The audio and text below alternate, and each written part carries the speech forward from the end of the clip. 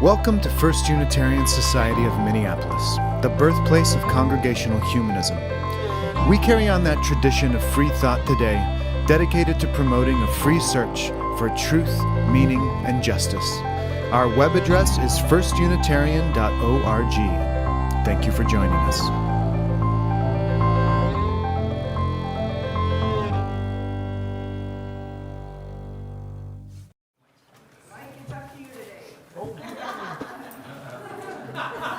Hey, good morning. So happy New Year to you all. Welcome to First Unitarian Society. Our minister, Rev. Jullan, is unfortunately out today with COVID. So we will have a lot of congregational support today to make this day happen. So glad to see you all. This month of January is around the idea of story and storytelling. And so I'm going to share a couple original pieces with you today as kind of a form of story. So the first one is a piece I wrote called 112. That is the address of a house that I lived in, almost 20 years ago. Yeah, in Uptown with my friends and bandmates, and we stayed up all night making music in the basement. So it was a really good time, really fun time, and this is just kind of a nostalgic piece to remember that time.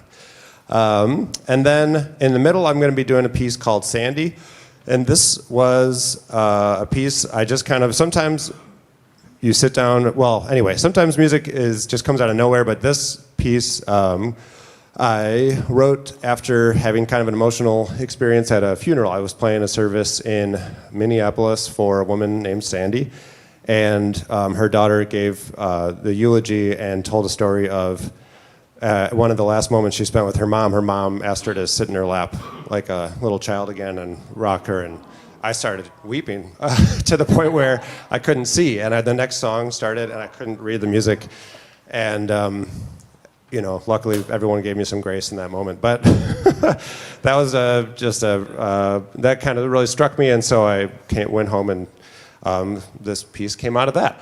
And then at the end, I have a piece that has no story to it. It's just this piece I like. It's called Little Rock Getaway. It's by this guy named Joe Sullivan, who was a pianist and wrote this as an instrumental piece, and it's just fun. That's all there is to it. Okay, but this first one is called 112. Here we go.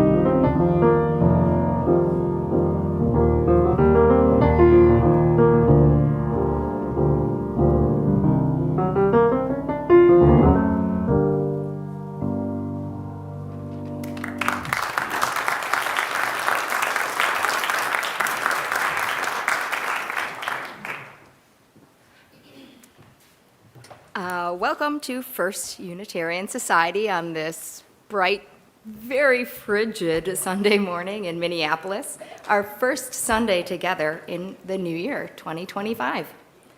Welcome to each of you, whoever you are, wherever you are, whatever your dreams and wishes for the year ahead, however you identify, whomever you love, whatever is breaking your heart right now, however tired or energized, whether present in body in this space or present with us online, you are welcome here. Our programming is on-site live, online live, and on-demand 24/7. It is good to be together in all of these ways and to gather together as a community of seekers in this place where we commit ourselves to live out our common values, to bring justice, equity, and compassion into our daily lives, to resist all that threatens the earth and her people, and to live in ways that bring a world community of peace, safety, and justice for all into being. As we gather, we remind ourselves of the need to walk humbly upon this land, the traditional land of the Dakota Oyate, and in particular of the Wapatuke tribe, who still call this place home. May we live in gratitude for the myriad ways they have stewarded this land for time immemorial, and may we express that gratitude in kind by caring for the earth and all her creatures. First Unitarian Society is a member congregation of the Unitarian Universalist Association of Congregations. My name is Jane Graves. We will be hearing from Rev. Jullan Stoneberg, our interim minister, by video this morning. But as you heard, she has COVID and so cannot be with us here in person. It is my pleasure to help in leading today's assembly, along with all of those who have stepped up to help: Phil, Paul, Adele, Joyce, Valerie, Molly, along with our director of music, Mike Vasich, gave us that great piece, and our incredible media team. Sometimes it does indeed take a village, and this morning is proof of that. Today, both our OWL program for middle schoolers and our Community Posters for Change event have returned from their holiday breaks. Ethical Explorers will resume next Sunday. In the meantime, families are invited to use our childcare services and/or the multi-generational space that we've created over here. Today it's over on this side. We're experimenting, and we welcome your feedback. Just know that we are a multi-generational community and that all ages are always welcome here in the Assembly Hall. Now I invite you, wherever you are, including those online, to take a moment to welcome the morning and to greet those around you. Or you can get up and get a Grace songbook if you'd like.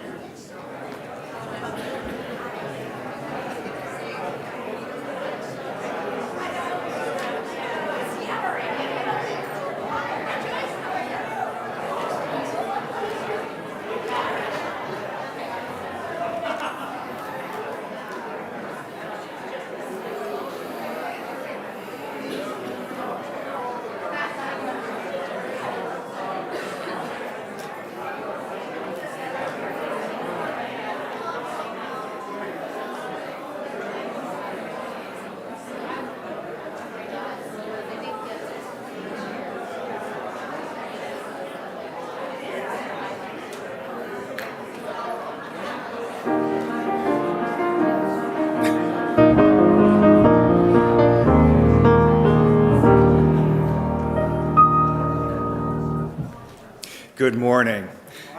It certainly is indeed wonderful to be here and to make connections with one another.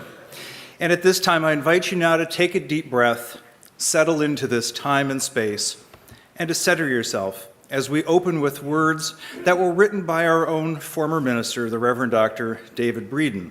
This piece is entitled, "The Day Unwritten." Welcome to a new story. Welcome to a day unwritten. We gather to speak of possibility. We remember the losses. We celebrate the victories. We embrace the possible over than the probable, weaving a story of hope. Join us in the new story.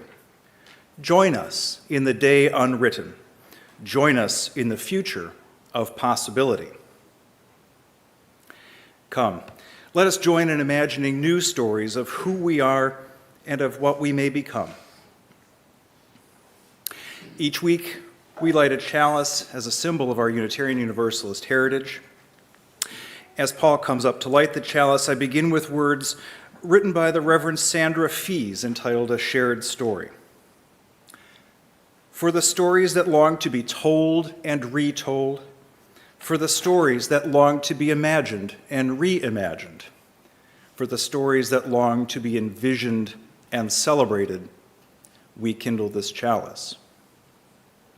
And now, please continue in reading with me the words on the screen as Paul lights the flame. May its flame bring the light of different truths, different paths, and different voices, all needed to cultivate a transformative story of love and beauty. The chalice is lighted. Now please join me in speaking together our congregational covenant, also appearing on the screen. Love is the spirit of this place, and service its law. This is our great covenant, to dwell together in peace, to seek the truth in love, and to help one another.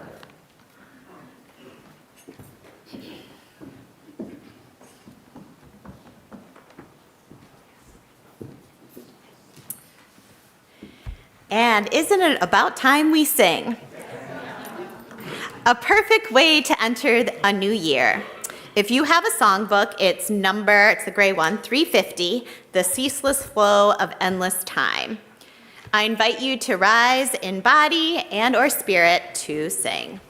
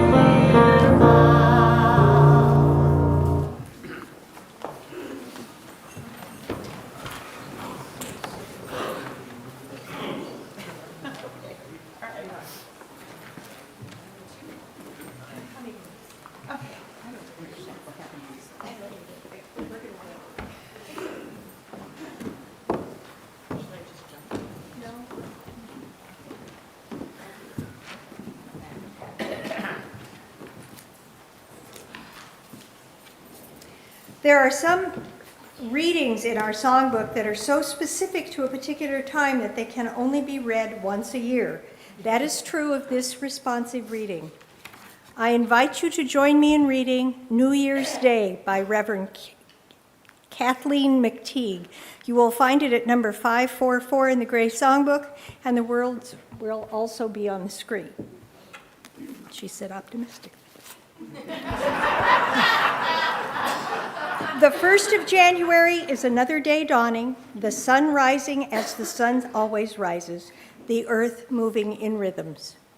With or without our calendars, came a certain day as the day of new beginning, separating the old from the new. So it is, everything is the same, bound into the history of as we ourselves are bound. Yet also we stand at a threshold.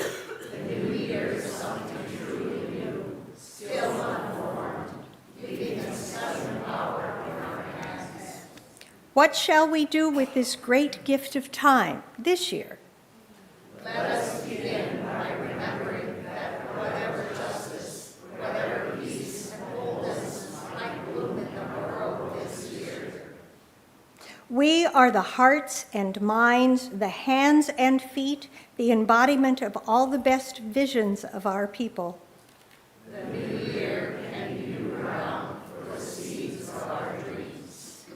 Let us take the step forward together into new ground. Planting our dreams well, faithfully, and in joy.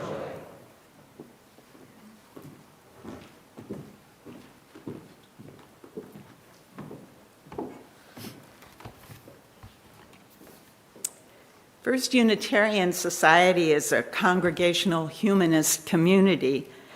We're here for each other, our neighbors, and our planet. And one manifestation of that is our caring team. If at any time there's something happening in your life that you'd like to share with our team or with this community, please send a note to Joys and Concerns at First Unitarian. Well, it's not there. All right. You can also use a contact form on our website. Okay. After the assembly, you're invited to stop downstairs and sign a card in the card basket, send a note to folks who are unable to attend assembly, or to people we mention in Joys and Concerns. We haven't received any specific joys or concerns to share this morning, and yet I know we're all aware of those who need a little extra support or affirmation. That we may stay in touch with our own humanity, remember those who are suffering, and remind ourselves of the value of a moment of stillness. So let's take some time in silence to reflect on our human experience, the joys, the sorrows, the milestones in our lives, in the lives of those we love, and in the lives of all beings everywhere. May all be safe, happy, and well.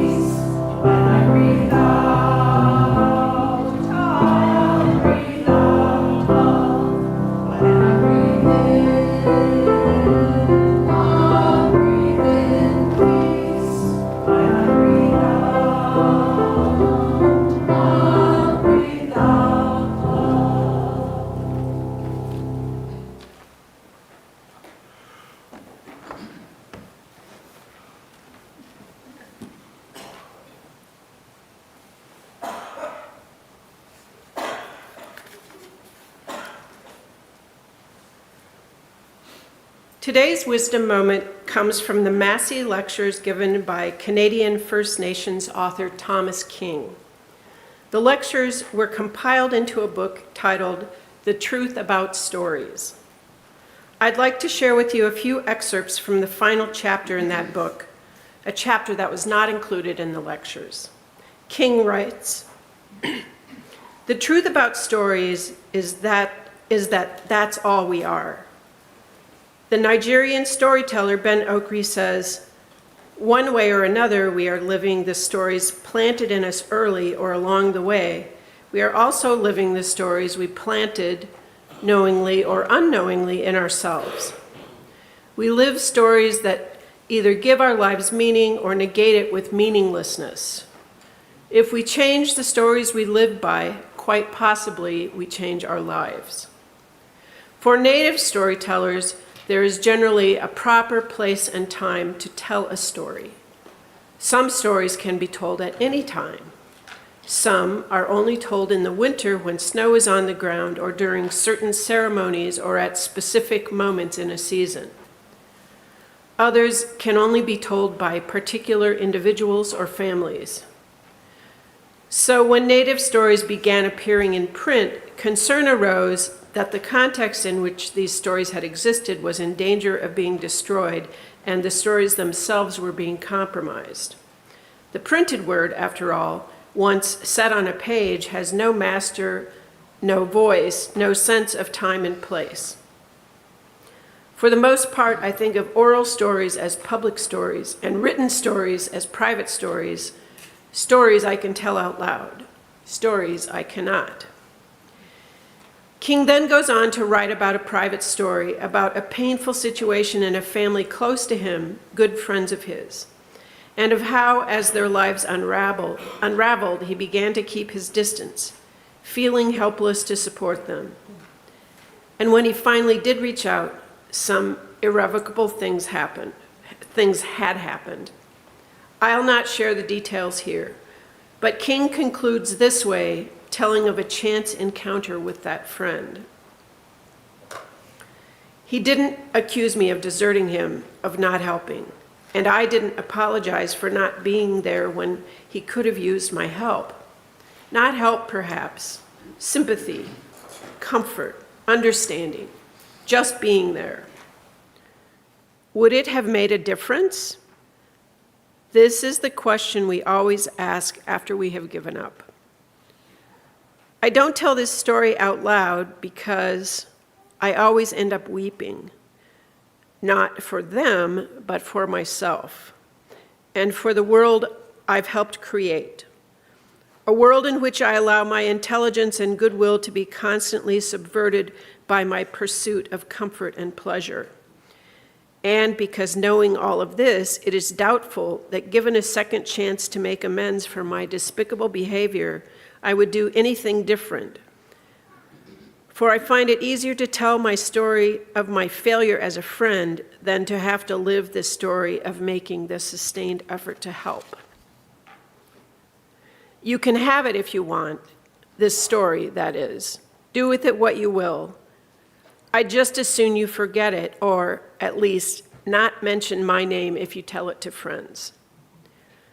Just don't say in the years to come that you would have lived your life differently if only you had heard this story. You've heard it now.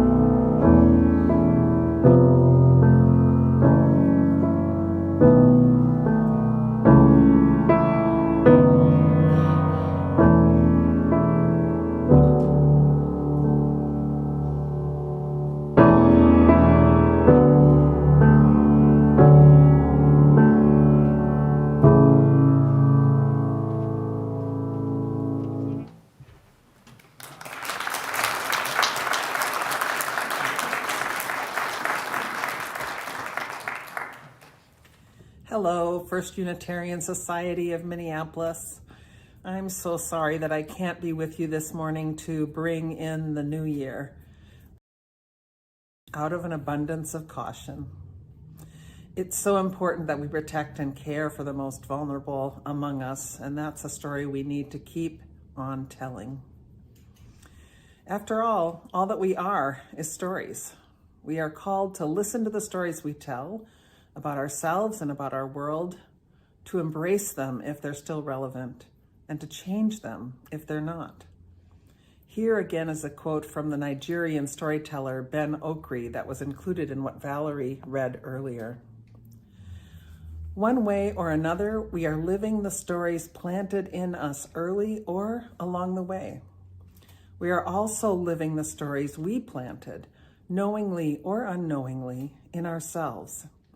We live stories that either give our lives meaning or negate it with meaninglessness.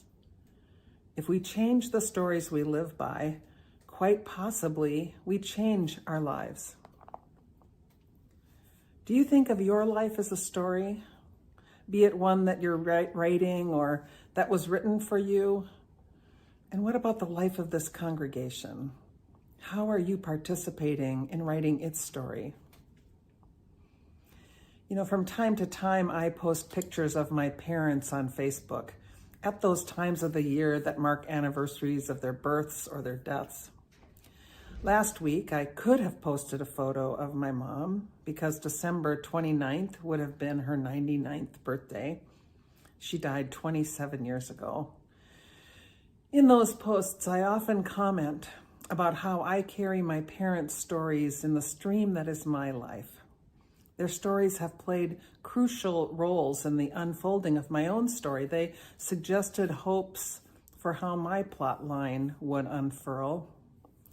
And although I diverged from that narrative, still, always, the impact of my parents' presence and spirit impacts every new page that I write.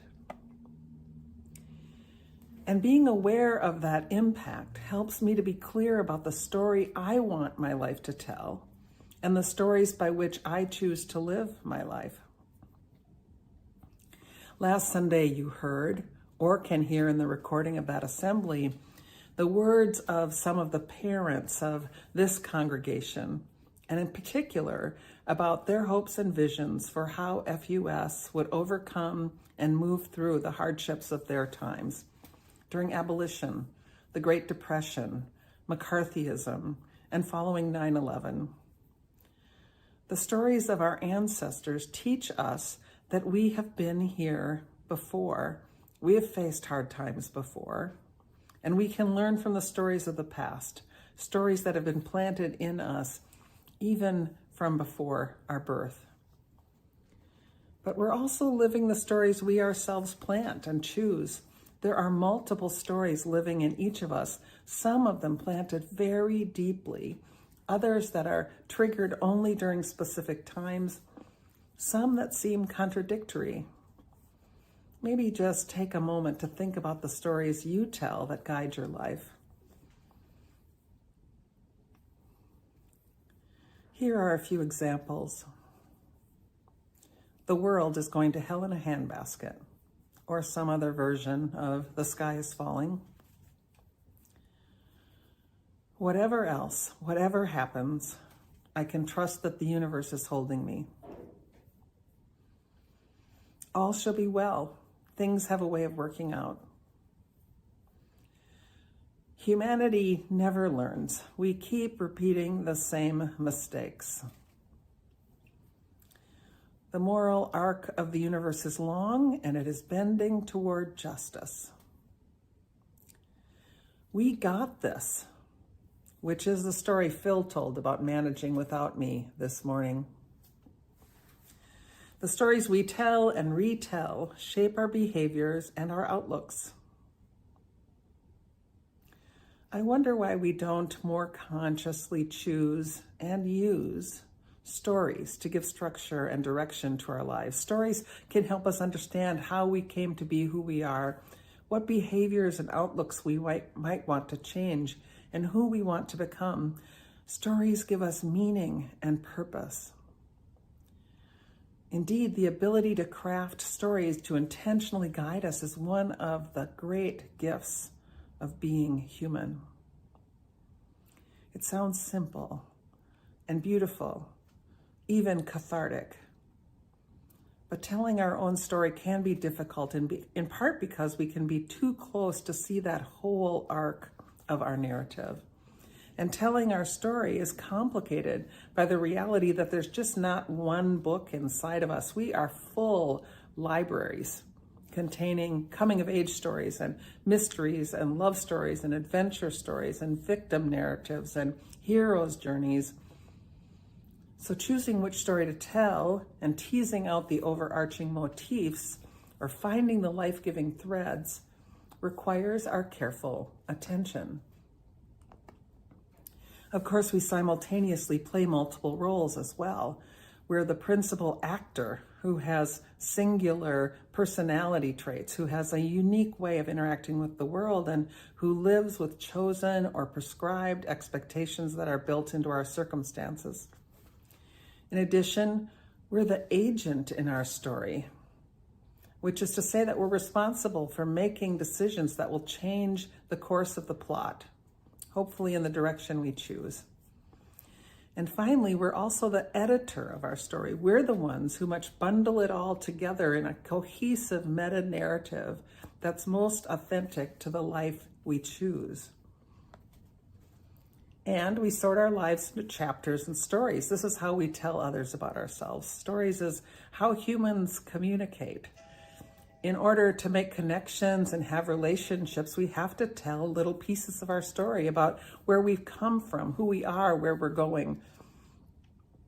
Yet, as Emily Dickinson so wisely advised, tell the truth, but tell it slant. We hold the power to choose the slant, the tilt, the lens through which we tell our stories. And while we're creatures of habit, we are not destined to keep repeating what's always been. While there are many parts of our story we have not intentionally planted or determined, there are always options to chart a different course. The past can be rewritten to serve both the present and the future. Jonathan Adler, a professor of psychology, says that a life story is written in chalk, not ink, and it can be changed. Written in chalk. We take from all that surrounds us, fictional tales, news articles, family apocrypha, and whether consciously or not, we weave it all together to make meaning, crafting a worldview that shapes how our life unfolds. Stories are life. Life is stories. All we are is stories. Now, here's an example from my life. As many of you know, I have 5 brothers and sisters, and although we were raised by the same parents, and although only 11 years separates oldest to youngest, we have very different stories to tell about our childhoods. For many years, I told my story as one in which I was not seen and was not loved for who I am. I told a story in which my parents, while good-intentioned, spiritually abused me. I told that story repeatedly. So it came as a great surprise to me to learn that my youngest sister carries a story in which she had parents, the same 2 people, who loved her unconditionally. Now, I have taken her story and I've placed it alongside mine, and I've turned it over and over, and I've come to accept that both stories contain a bit of truth and a bit of slant. And in that examination, the victim I was in my story receded a bit. As my story interacted with that of my sisters, I was able to let go of the blaming.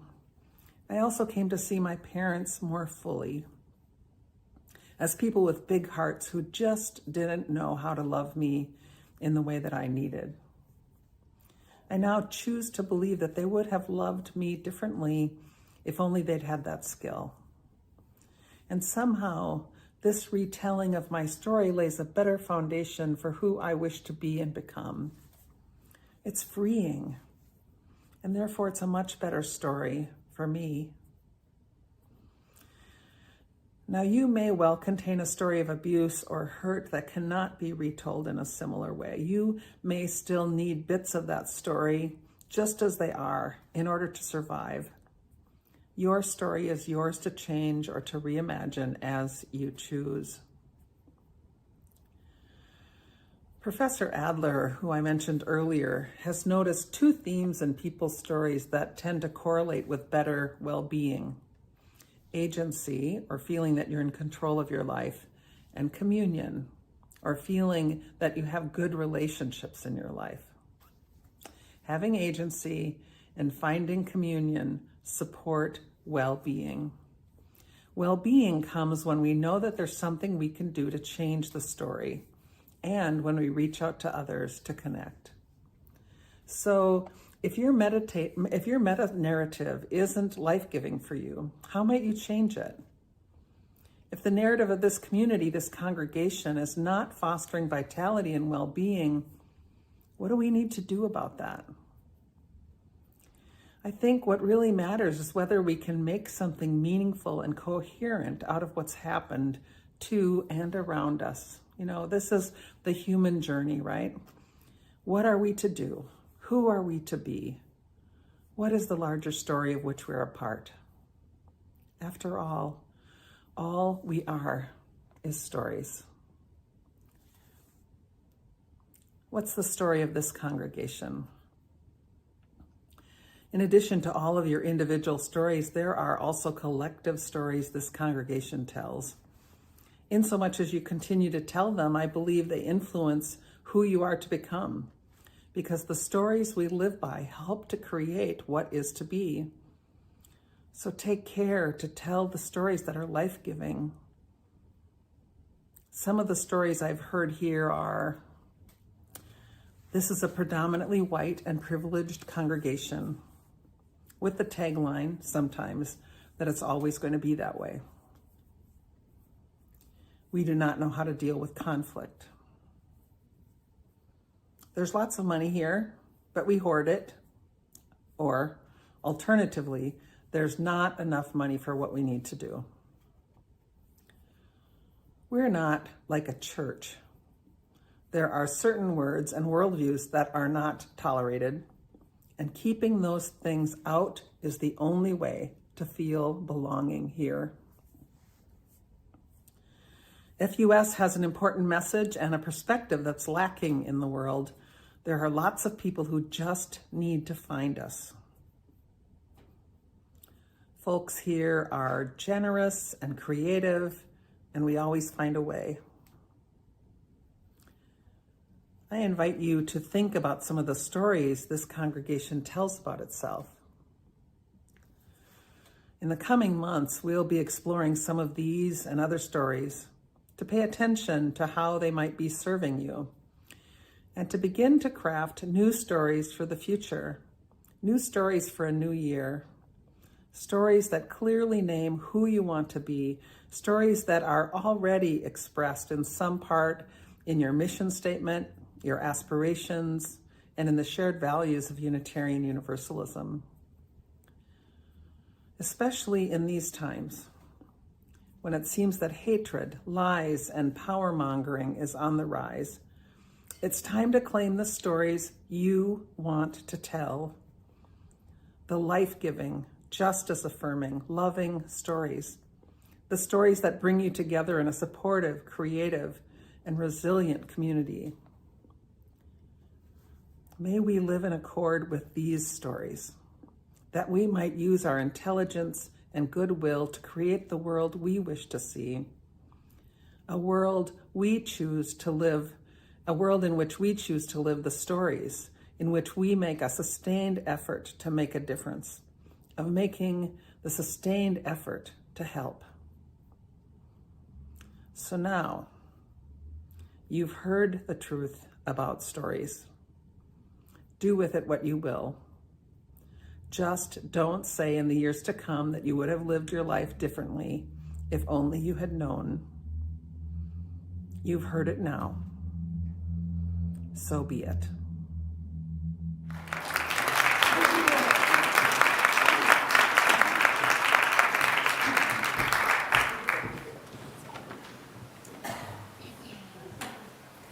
In 1788, Robert Burns sent the poem Auld Lang Syne to the Scots Musical Museum, indicating that it was an ancient song, but he had been the first to record it on paper. The phrase Auld Lang Syne roughly translates as for old time's sake, and the song is all about preserving old friendships and looking back over the events of the year. Preserving old friendships is one of the ways we hold on to the stories of our lives. And this song, sung all over the world, evokes a sense of belonging, fellowship, and nostalgia. Great stories indeed. Please rise in body and or spirit to sing. The lyrics will be up there.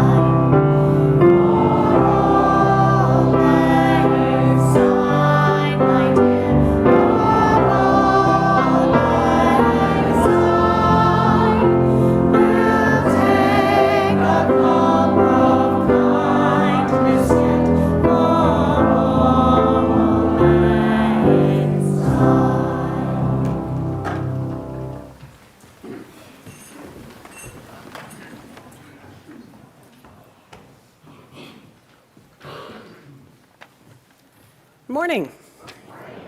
My name is Lisa Green, and I'm a member of the FUS Board of Trustees, and I've been a member here for 27 years. First, I'd like to read our mission for those of you who may need to be reminded of it or maybe have never heard it. As a congregational humanist community, we at the First Unitarian Society of Minneapolis foster a free search for knowledge and meaning, strive for justice, and serve one another, the Twin Cities, and beyond. One of our aspirations is make the change we need for a more just, compassionate, and peaceful world. You probably know that we are facing some unpredictable times ahead. And at this time, we don't know how we may be called to create that just, compassionate, and peaceful world.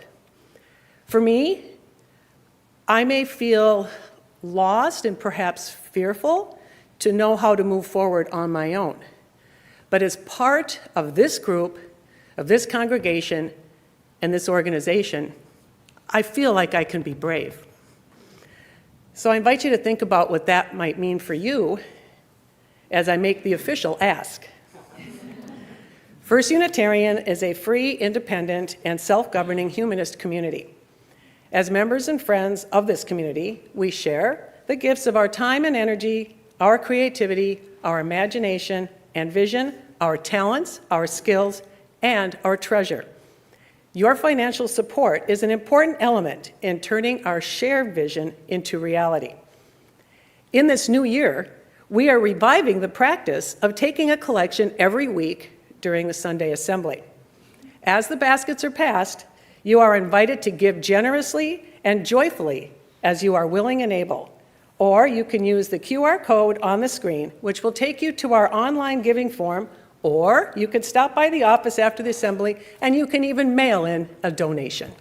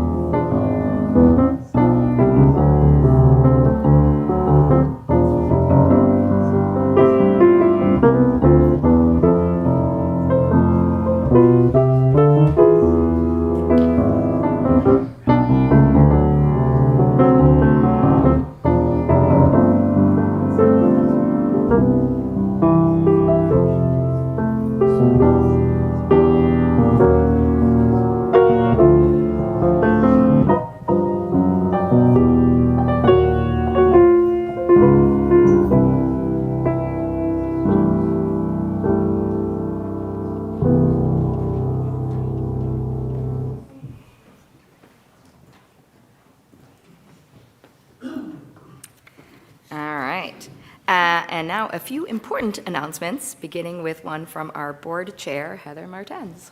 All right. Good morning and Happy New Year, everyone. I'm Heather Martens. I'm chair of your Board of Trustees. And I would like to, 2025 marks the start of a new political era that will require us to act together in community according to our humanist values. And as you may know, FUS has had challenges in the past few months handling conflict in our congregation. I'd like to take this opportunity to apologize for my part and our part to all of you who were hurt or lost trust during that time. In that spirit, and with determination to do better in the future, the Board of Trustees invites you to join us at an important workshop on Saturday, January 25th, from 10 to noon, here in the Upper Assembly Hall, entitled Creating an Inclusive Organization, Addressing Conflict and Building Authentic Dialogue.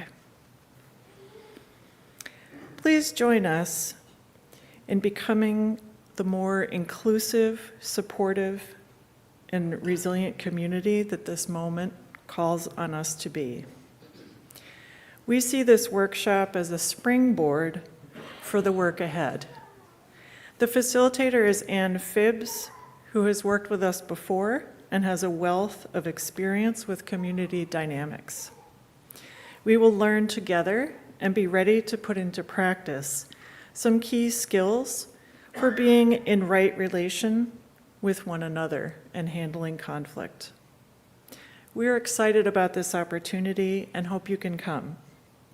Please sign up with me downstairs after the assembly, on our website starting tomorrow, or by emailing office@firstunitarian.org. Again, Saturday, January 25th, 10 a.m. to noon. I hope to see you there.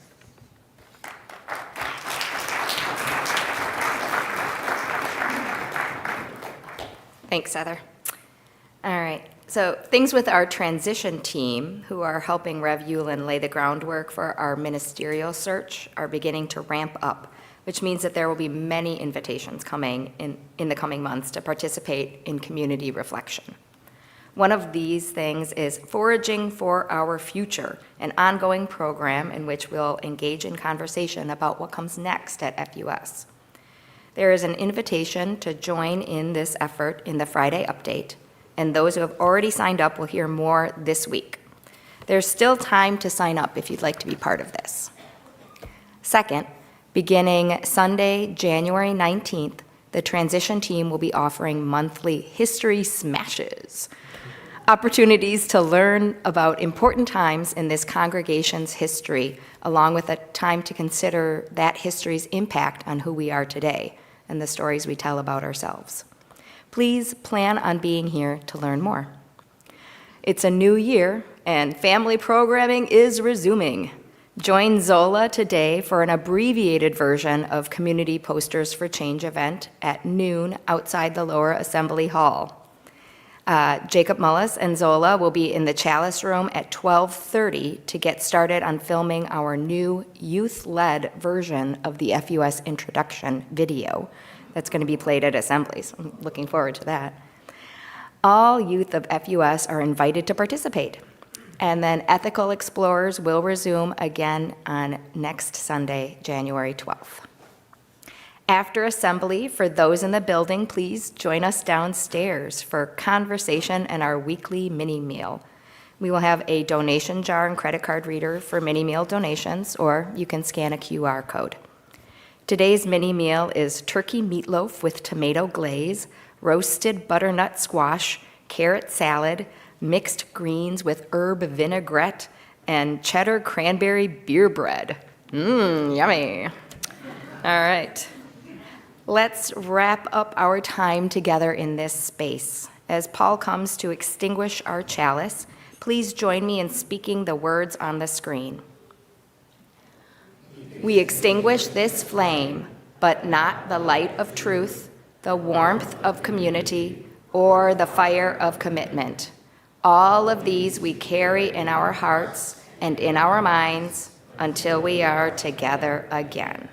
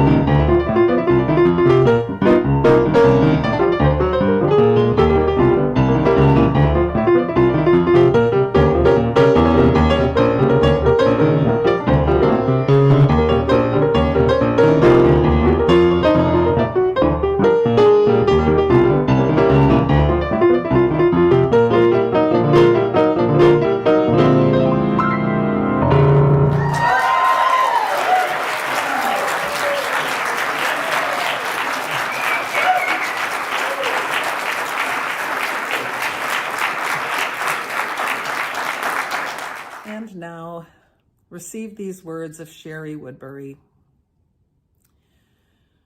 May we have the courage to speak or write the stories within us that need to be told, the stories that make up our lives.